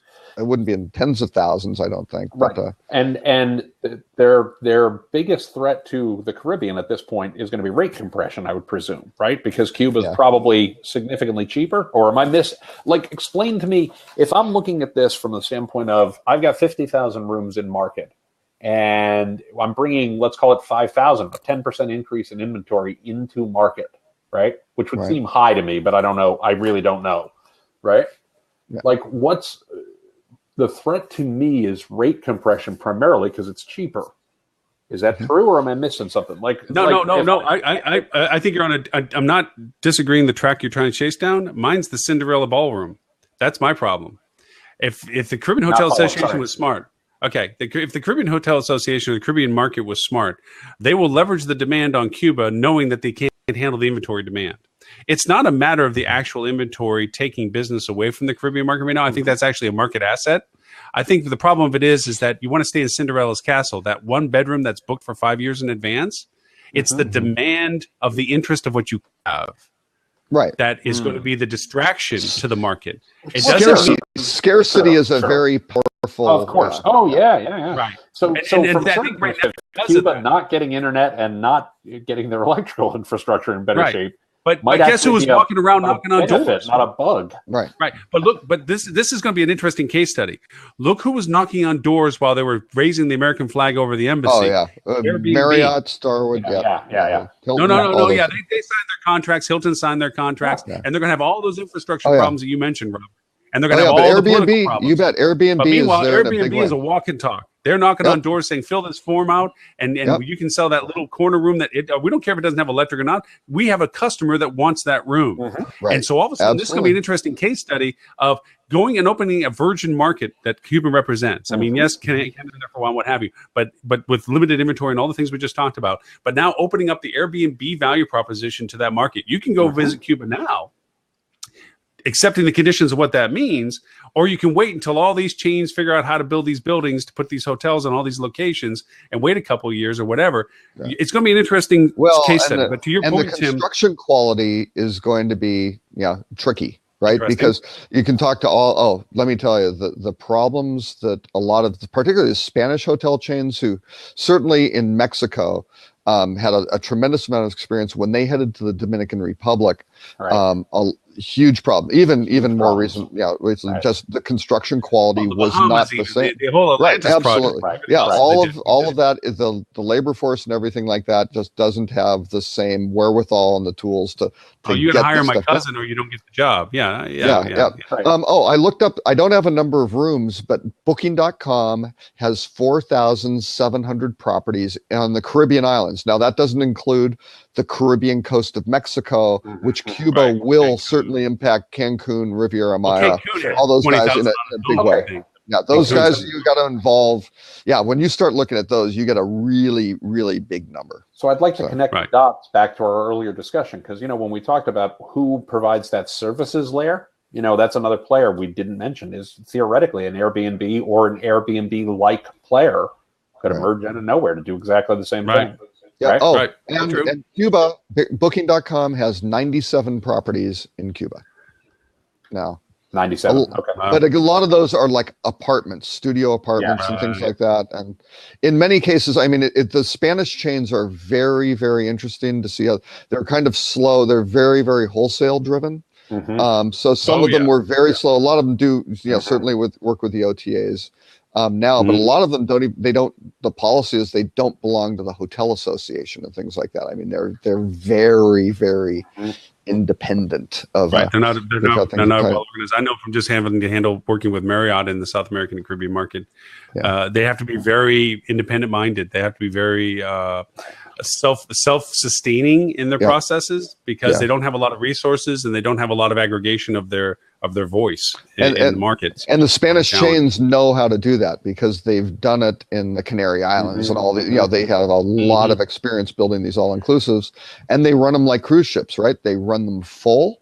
They don't want it, in a cruise ship, you don't want it leaving port with any empty staterooms. They're the same thing, right? They've got the entertainment staffs, they got everything they want to, and they will play with those rates to make sure that that happens. So, and let me tell you, the EP hotels get their clocks. The Marriott, I mean, Hyatt's in there with their Zivas, which Ziva and Zalara, which I think are two really, two really stupid names that are not differentiated. And one's adults only and one's for families. And it's okay.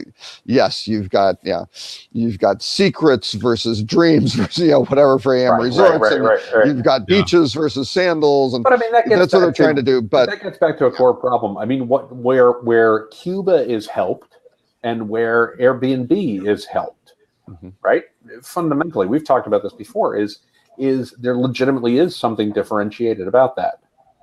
Yeah. Right? Oh yeah. You got to remember the definition of that's a really hard thing to say. The definition of differentiation that I really prefer is not what is different about you, but what's different about you that somebody will pay for. Yeah. And a lot of these absolutely. brands that are differentiated, it's not a difference anybody's going to pay for. If I'm an adult, I can stay at any property I want today. Right? And lots of them that I'm going to stay at aren't going to have a lot of kids anyway, so it's not that big a deal. Right. To your point, Lauren, when you bring up Cinderella's Castle, that's a true differentiation. That is something you can't get anywhere else. And Cuba will have that. And Airbnb has that because you have, here's a room that is unlike any other room. Right?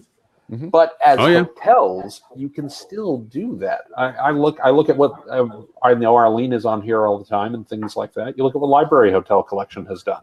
They do a great job of saying, here's what separates this property from this property. I can't remember which property it is of theirs, and I should know this off the top of my head. But they have one property where every room is distinct. Because they're saying, library. You don't want to stay at the Cutler or whatever the hotel is called. You want to stay at this specific room while you're staying there. Yeah, and that is a challenge. That is a challenge for them because if people want the Hemingway room and it's booked, let me tell you. Well, and that was the downfall of Room 77, which again was acquired or licensed by Google, right? Mostly on a tech play. Google, but Yeah. But with that, the hotels generally aren't set up to deal with that Right. very well, because the revenue management, when you start getting to an individual room basis, and I can tell you, having been at Mark Travel and done the wholesale thing off of room blocks, where you've got a block of 10 rooms, and Right. it's not this physical thing, and we'll just do this. It's like, oh no, it's 10, and you're playing Tetris. That is Right. what revenue Right. management is like, Right. because all of a sudden you've got that 1 day, 2 day hole in a week. And you go, oh my God, that's 15%, 30% of our revenue. Go, Right. There's a profit, Yeah. because you're paying for the rooms anyway. All of a sudden you are dead. And it's, It's funny. it's If you really, think really back- hard. If you think back historically, Route 66, the hotel genres that came out of that era of time, and the little roadside motels that had 12 rooms, and all of them were different. The Elvis room, the lovers room, the this and this, and it's how funny how different yet the same things are. It just turns into cycles. Those places sold individual. You're standing at their front desk. You drove there. You saw the light on the side of the road, and you're being told that if you want this room, it's the Elvis room because it has Elvis slept there, and then and this room is the jungle room because it has the motif.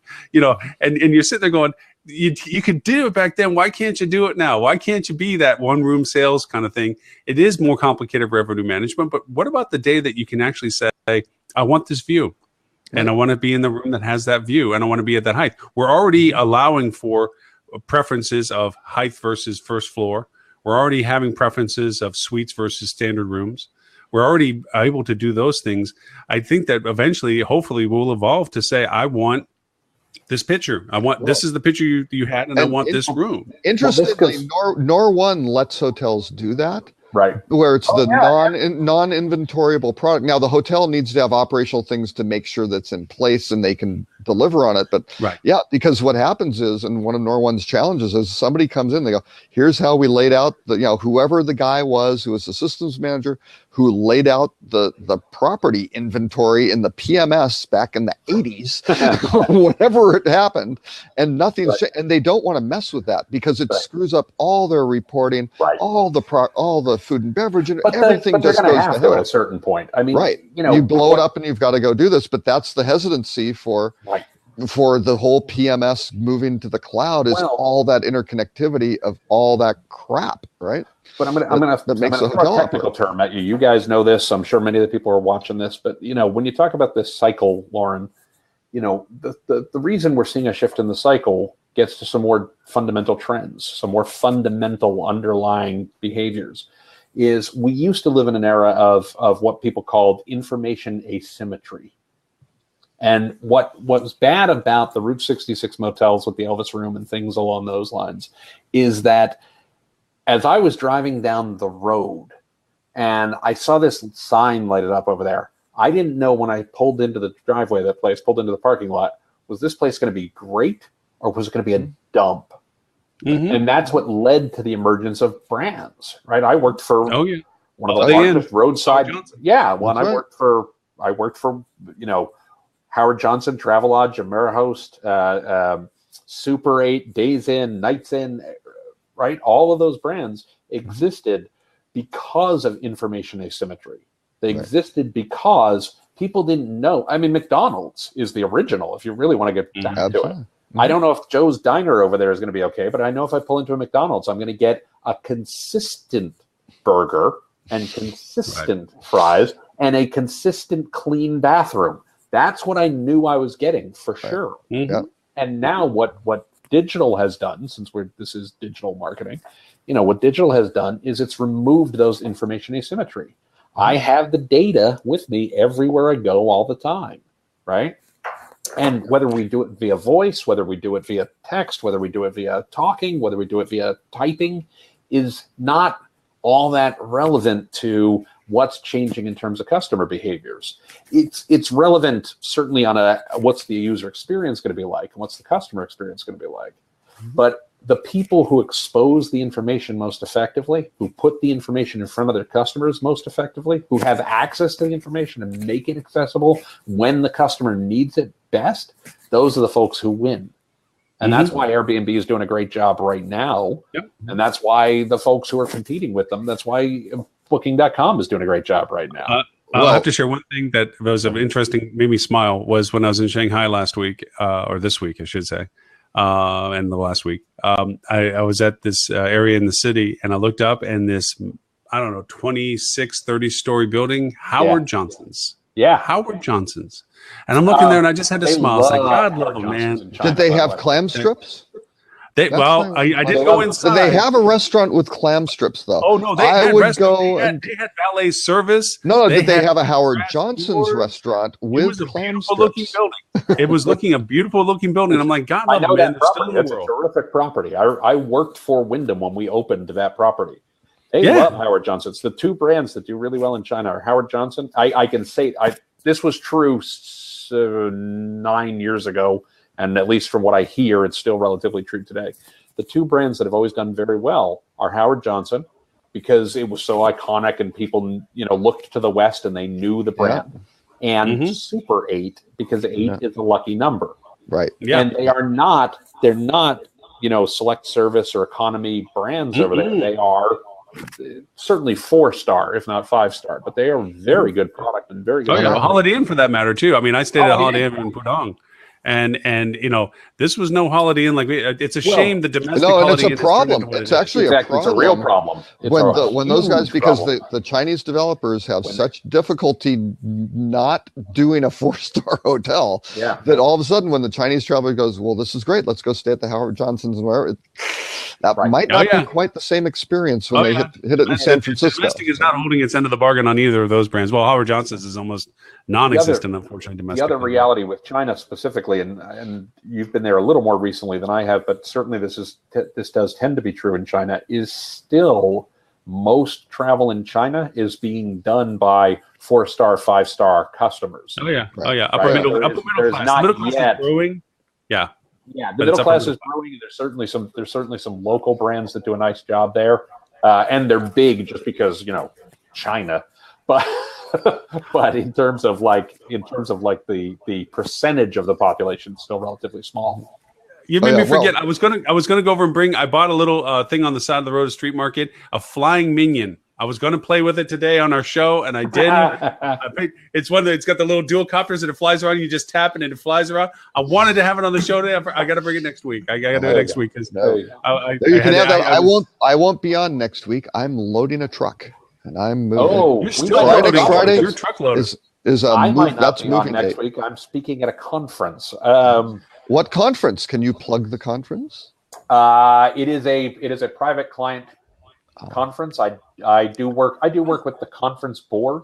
They're the folks who do things like the consumer sentiment survey and the like. And I do some work with the conference board. And we're having a private meeting with customers of the conference board. Actually, Tim, I don't know. Can we promote our? We can promote this. Yeah, Robert and I are going to be in person, face to face, at the Milestone Conference in Chicago on it's 26th, 27th, 26th maybe 26th of July. Yeah, 26th of July. Two weeks from Monday. I'm trying to figure out whether I can actually fly up and see you guys. From this coming Tuesday. I'm like Monday. I'm not going to be there. 2 weeks. I'm trying to see if I can fly up and see you guys. I might be down in Florida at the time. I'm not sure, but Banu has asked whether I'd pop up and see what was going on. So I'd love to see you guys in person. Well, I'd love to just hang out with you guys in person. High Tech was fun too. Hey, from a technical point of view, I think I got the Facebook Live going well. I shared it to both of your all's timelines. So if you want to pop in there and either accept the timeline share or not, so it's on your timelines. But I did, to try to go back to some of the core of the tools, news, and technique stuff, I did want to share that people may, if they have asked me, how do you share Facebook Live? Or how do you get on Facebook Live? I've had actually a lot of questions about, because we do get a great audience from Facebook Live. I mean, to be fair, I think we get almost 3 times the audience from Facebook Live that we do from Blab directly, because Blab is so screwed up right now. It's a shame for people who have heard us talk about this before. If you go find me on Blab, which is since I created the Blab that we're on right now, it shows that my next Blabcast is November 4th of 2015, I think. Yeah, and if you go to the scheduled ones, it's full of pre-recorded ones, and then there's If you have to scroll to the bottom, you see a couple of saying start in 6 days, and there's 3 of them, and you don't know what. It's very confusing. It's very screwed up. And Blab has made this very fundamental shift that they want to support people sharing music and girly videos or something. They don't want publishing forums like we're doing. And so they're not actively improving their technology to keep us functionally good. And that's why you have other popular blabs like Michael Stelzner and so forth that are looking for alternate platforms. We're doing the same. We're looking for an alternate platform. We like this forum. I think all of us agree we like this ability to share concurrently without one person jumping over the other like a Hangout does or something. Right. And there are other platforms that might do that for us. We're going to hang on Blab simply because it's still working, at least at this level. And if you have the link, I do Bitly's. Everybody knows that. I share the Bitly's so that if you ever have to track us down, it's bit.ly/HDM, Hospitality Digital Marketing, Blab number. Blab 47 is this one. And we'll always share those. It'll always be on our websites and so forth. But the Facebook Live is turning into something, and from what I'm hearing, rumbles of Facebook Live might function or have the option to function like Blab is functioning for us now, where we're going to allow for multicast. So to do Facebook Live, to be able to share it where I had to do before with holding a phone, like I finally got it working in is OBS software. Robert, you're the one that turned me on to this. Yeah. OBS software is free software, and what it allows you to do is to stream your screen off of your computer. And so what we do is I put the link in earlier. Let me put the link in again.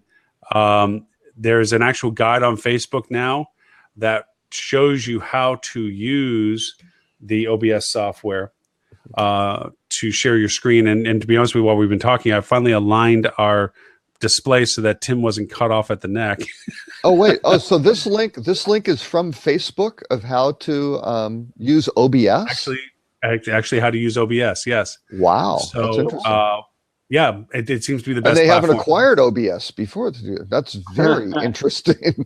Yeah. So again, things are moving under the current of the surface kind of thing. But for those who are interested in doing their own Facebook Live in which they can share something like Blab or share a webinar or just in general not have to use their phone to do Facebook Live, that's an excellent platform for it. And I just want to make sure we throw out that tech because that's cool. If anybody hasn't noticed Facebook Live, and it's a terrible thing to point to as an example of its integration into daily life. Is the unfortunate circumstances here in Dallas and Minnesota. I'm sorry, Minnesota was the one that Facebook Live was used for. And it's a shame. It's a tragedy for all of this stuff. It actually brought up 2 points of items that I want to add to future Blabcasts. I want to see if you all agree. Is the Omni and the Hyatt downtown. This was ground zero for what happened in Dallas last night. Right. And we're not here to report news. People know what happened. And if you haven't, then you'll find it out. It's tragically sad in Minnesota and Baton Rouge, Louisiana. But there's a reality to this, and to twist it to hospitality. What happens when this is happening outside your front door? Do you actually have protocols in place? Do you know what the hell to do when you have policemen chasing people and you have a large hotel or a small hotel or any hotel and that's ground zero? What do you do? I mean, we have crisis programs in place at hotels for suicides and blah, blah, blah, blah, blah. And if you don't, you should, and you better make sure if you're a brand that you have it. The other is one thing I want to throw I want to talk about that in a Blab in the future. Like how do we plan for stuff like that? And how do you mitigate it online as well? How do you control your message? And the other is you brought up something earlier in the conversation today about FAM requests. An old hack used to be people were running around trying to act like they were more important than what they were. There's a way, and I'm happy to share it as a technique of how to vet these people. I mean, you can go to somebody. I used to do this as a marketing technique. If I was launching a new Twitter account or a new Facebook account, I'd pump it up with fake people so that you thought I was way more important than what I was. So by the time I know, right? What? And there's a way of finding that out. Yeah, there's a way of finding. Hey, you know what? To catch a thief, you got to be a good one. So if you're gonna catch a scammer, you got to know how to scam. Yeah, there are some sites that go and pull out fake users, which is great. It's very interesting to look at some of these accounts to do it. Right. And so, I think maybe in future Blab, we throw that in as a technique thing. It's like, hey, you got somebody knocking on your door saying, I'm really a TripAdvisor, a Yelp Elite. Right. I'm a TripAdvisor Elite. And I got, and you look at your Twitter account, they got 20,000 followers and the Facebook's got 10. This guy must be who he says he is. Take a minute and use this and figure out whether or not you got a bunch of ghost followers, and that the guy's just making himself sound more important than what he is. So I don't know whether you guys think that'd be an interesting subject topic, but I thought throw it in there. We can. Yep. The same thing with review spam. I mean, big problem. Again, I wrote a five-part series for T News back in, again, it was like 2010 when it was, and it still is a problem. But I mean, there are organizations out there who do this as a and I don't know. My understanding is about 15% of TripAdvisor reviews are by bots or these basic personas that really look legitimate. And I don't, and it's actually interesting getting SEO spam. Yes, Google can go change the algorithm and test things and do that. That's easy. Well, compared to trying to get the review spam, because the people look freaking real. I mean, they've traveled to these places. It isn't just I love Ritz-Carlton, Four Seasons sucks, or vice versa. It's these people, they've traveled around and they've got tens of thousands of people who then can go, boost ratings. Which but I think those would be great topics, Lauren. I think they'd be terrific. Just for a technique point of view, not the how-to though, please. Not the how to combat it, or what to do, what to do, not how to do, what to do. But I think as topic-wise that they should be thrown in there as potential ideas for it. Don't be evil. So, don't be they don't be evil, don't be fake. From an agenda point of view, and it's not worth for us to jump onto it at this point. I had thrown in the. Are we ready for the agenda now? Oh, that's excellent. No. This is the agenda. Find something to talk about one of these days on these. I think we should find something to talk about, right? And for people that have either you've recently joined us or joined us in the past, part of the beauty of all this, and we all share this sentiment. So I don't mind saying this, is that we love the ability to tangent. This is as much therapy as it is information in some ways, because it gives us the chance to openly discuss things that there's no time clock. There's no, I'm standing on a stage. There's no, because we all speak at conferences. There's no points to be made or arguments to be won. Well, I mean, if we have a belief in an opinion, may be how you play this game. Exactly. Or maybe that's what I think you think. Tim, that I know that you. Tim is in the win, and thank God Ed isn't here. So he's definitely here. Ed would definitely throw it into it too. Those guys are like, I'm playing a win. Yeah, exactly. But the idea of and I'm throwing this challenge out to anybody that is from any of the HSMEI boards that have struggled to get a message out or get content out. We all have agreed that content is king, and relevance is queen. We have that conversation, but HSMEI, and we do this in support of this, is to be the leader in the forefront of making sure that this information is available to the general public for hospitality as an industry. And it's a struggle to be current and relevant at the same time, and not just newsletterish and webinarish and all this other stuff. And so this blab goes a long way to that. And I guess I got to stop calling it a blab. I guess I got to stop calling it a blabcast. It's really a talk show. At the very least, it's a show. Can we have celebrities and play fun games like Jimmy does? We already have the Celebrity Square going on. So we already have some visual enhancement to the fact that we're playing Celebrity Squares. But it really is turning into a talk show. And Tim, you have an excellent podcast. I listen to it. And sincerely, I do. I listen to it. I cut and paste your blogs as content that I like to use for research. And he has his 40 robotic apps listening to it too. That's all your travel. Says the man with travel quote of the day. That's the man with travel quote of the day. Okay. If people hate travel quote of the day, I can turn off travel quote of the day. But I now have like 3,000 of them. Look at this. Whoa, there I go again. Anybody who says anything bad about travel quote of the day, they get green and pink lines across their face. So cut it out. I cut and paste travel quote too. Don't get me wrong. There's some good stuff. I have to sometimes wait for it, but it comes. Not everything. It depends. They aren't necessarily the ones that I have. It's just. Do you know who really has great posts? I'll tell you who I think really has awesome posts. It's freaking Henry Woodman. It's automated, but that son of a gun posts great content. Yeah, he really pulls some great content. He posts some great stuff on LinkedIn. So Henry, if you ever listen to this, kudos to you. You do some great posts, especially on LinkedIn. I cut and paste a lot of good stuff off of that, Facebook included too. You do a really good job with that.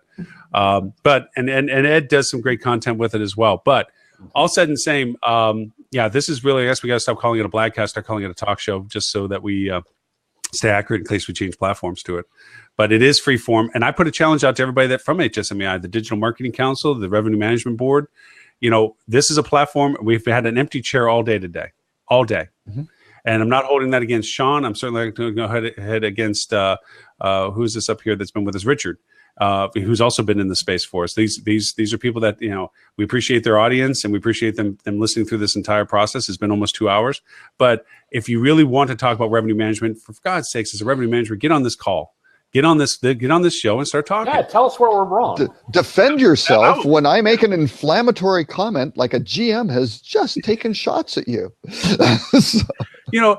Stand and make an opinion for this. And I put a challenge out to the service providers out there that are providing service for the hospitality industry. We are going to be doing a separate show. We've talked about it before. We've already done it twice on this show where we've done product review. We're going to do a separate product review show. Yeah. Once we can get a definitive time and person for it, we'll announce it on this show. So that you can join that other show if you would like to know more about the product that we're going to review with the product reviewer. We've all agreed that we're not going to talk about a product if we can't have the person representing it with us, because then we can skew the opinion. We want to be fair about this. We want to see it for its entirety and be reviewed by people and ask questions. So I do put the challenge out to people is like join this, and the sales council for HSMAI, who wants to get their message out and wants to get their verbiage out, who seem to have gotten lost in the white noise of digital marketing. There's a real viable value to sales in this world, and it isn't all digital marketing. It is about sales. The world needs good salespeople. It doesn't exist solely on digital platforming, okay? And this is from somebody that loves digital marketing. You can't live without salespeople, as much as you can't live out with real PR. Digital doesn't replace real PR. Real PR is knowing that you can pick up a phone and somebody's going to answer the other end of it that can do something for you. And that doesn't happen automated. It doesn't come up from broadcasting. Everything on digital. I mean, and we brought up, the events of yesterday and everything like that. But, the most reliable Twitter sources on these are journalists, right? The beat reporters who cover, if it's in Dallas or Minnesota, whenever these very volatile situations come out, those are the guys who have and you can get high signal to noise ratio and not just all this superfluous stuff. And that's the key. It's the content is king on who really is the authoritative source for this information. And it applies to crises, it applies to just general marketing, it applies to targeting your customers. That's the bottom line of it. Holly Zoba from Signature Signature Series, excuse me. She posted something interesting on Facebook. Holly's a sweetheart and she's very, very knowledgeable, and I'm dying for her to finally go over and pop the screen on and join us sometime. She joins us usually every week. And maybe I should maybe we can taunt her on. She so rarely posts anything meaningful. And I think, Lauren, you were so surprised. Holly, you should come on and defend yourself. No. I know. We even challenged her and it didn't work. But she posted something recently on Facebook. I don't know. She's too. I don't know. We got to bribe her somehow. A shy person when you meet her face to face. She's not a shy person. That's the funny part. That's the antithesis. But she posted something on Facebook I thought was very challenging, and that was our mediocrity of and social platforms of simply acknowledging people that are similar to us and creating an us-them scenario, and that the challenge was to really listen to whom you think that the other people are ill-informed and not intelligent or don't see the reality of their opinion or whatever, and to challenge to listen to somebody that you disagree with in a way that you're listening to see if you actually can learn to agree with them, not listening to wait to disagree, but to listen to see if you can agree. And I'm sorry, what did you say? Yeah. and I put that challenge to anybody to join us on this. This isn't to join a chorus. This isn't to join a symphony. As you probably noticed from our conversations, we do have a variant opinion about the same thing. We ultimately agree on some things, but we still disagree on others. But I would challenge that for people to come in and really state their case, and we will listen as if we want to learn to agree with it. And then not we'll to tell you listen why to you're each wrong. other's- No, I'm kidding. That's a joke. That's a joke. I'm sorry. No, absolutely. And then we will continue to belittle you on the shows that follow. Oh, well, yeah, that's a given. That's a given. That's a forever thing. I mean, I No, notice no, I no. don't put the Brought it sign up. down. Now I feel bad. No. I don't put the sign up, though. I don't have the sign that says live broadcasting Yeah. because of the misspell. For those who watched the previous blabs, know that I had a sign that was misspelt that I was making for our high-tech live show, and I don't use it anymore because I'm still living with that scar.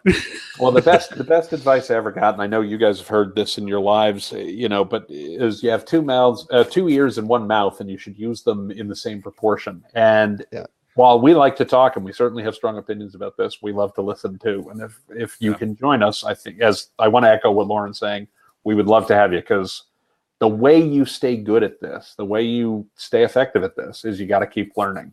Too much changes too quickly to say, this is the one true answer for all time. And so by all means, we love when people comment. We love when people join in, and it'd be great to have you here. Yep. I definitely echo that sentiment. Very good. So I'm basically going to be talking to myself next week, is what you both are saying, on Friday. Or you and Ed. I think it might be the You and Ed show. Ed, I don't know. We're going to have to find out from Ed today. He was popping in and out. Maybe, Robert, you're right. He was on a plane and all he could get was listening and he couldn't join. Mm-hmm. Yeah. So that might have been just about it. Sean is always a welcome. Richard, I know you've been with us the whole time, although you just popped off right now. We always welcome people that are in the audience to either ask us a question in the text, or if there's an empty seat, and even if there isn't an empty seat, because I think somebody told us, I think Holly used that as an excuse. She didn't want to join because the seats were full. I'm like, are you kidding me? I'll kick Robert out in a heartbeat. I mean, I'll kick Tim. I do have, as we wrap up, I do have one question. Very early today, very, very early, Sean said, I won the prize. I don't know what he meant. What did I do and what did I win for? I want to know.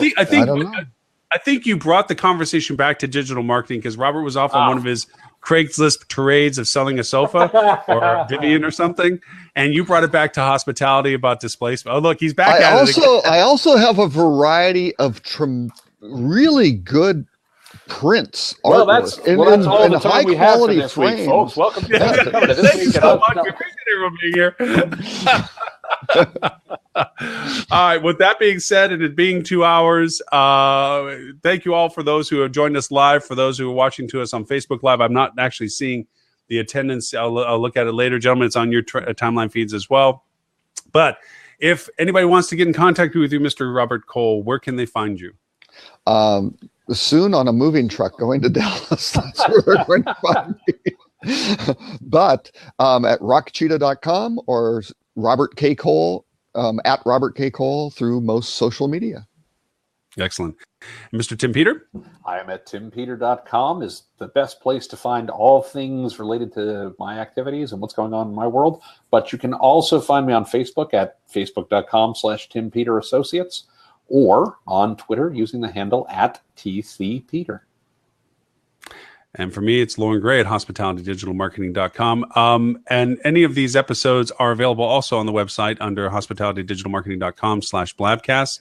And Mr. Robert Cole, just so you know that I love sharing love, I also shared your Facebook Live link on the link that I offered at Rock Conference, which was hospitalitydigitalmarketing.com/rock 2016. Yes.